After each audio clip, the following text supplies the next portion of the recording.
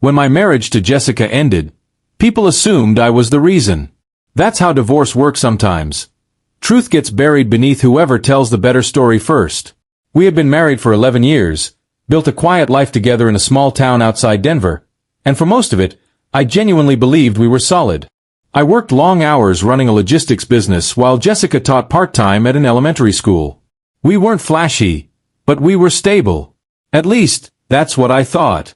Somewhere during the last year of our marriage, things changed. Jessica became emotionally distant, secretive with her phone, and strangely defensive whenever I asked simple questions. I blamed stress, burnout, life. Love makes excuses for people long after instinct starts whispering uncomfortable truths. The truth came out quietly. No dramatic confession. No shocking discovery. Just paperwork. Divorce papers, delivered faster than I expected, followed by the explanation I never asked for but somehow already suspected. There was someone else. His name was Ryan. A widower with a young son named Caleb. Jessica framed everything carefully when we finally talked.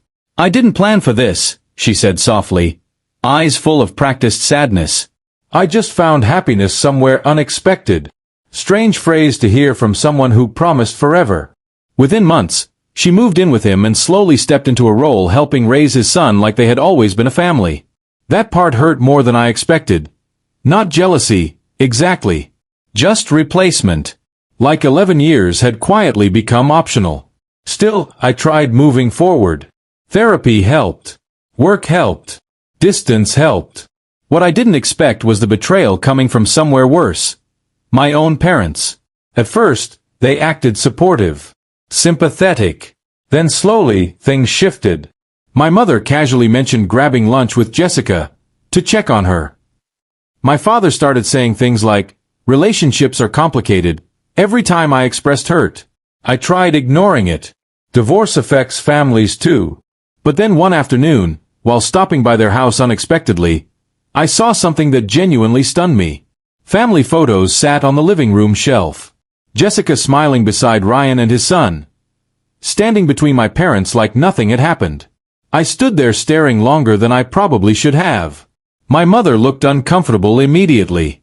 My father barely reacted. "What is this?" I asked quietly, trying harder than I should have to stay calm. My mother sighed like I was being unreasonable. "She's still family," she said softly. Family. Funny word considering I suddenly felt like the outsider in my own childhood home.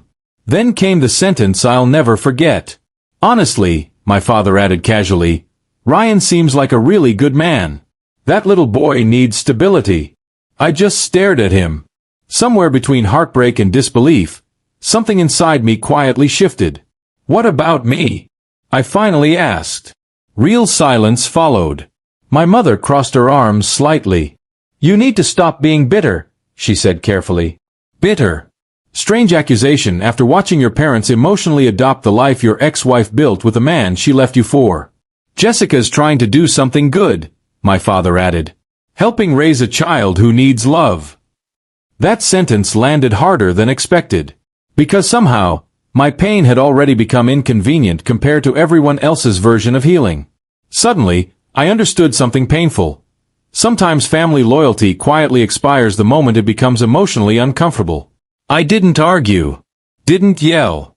Didn't defend myself anymore. Instead, I stood quietly and nodded once. "I think I understand now," I said calmly. My mother frowned slightly. "Understand what?" she asked. I looked around the room one last time. That somewhere along the way, you stopped being my safe place. That silence afterward felt heavier than anger ever could have. My father rolled his eyes slightly like I was overreacting.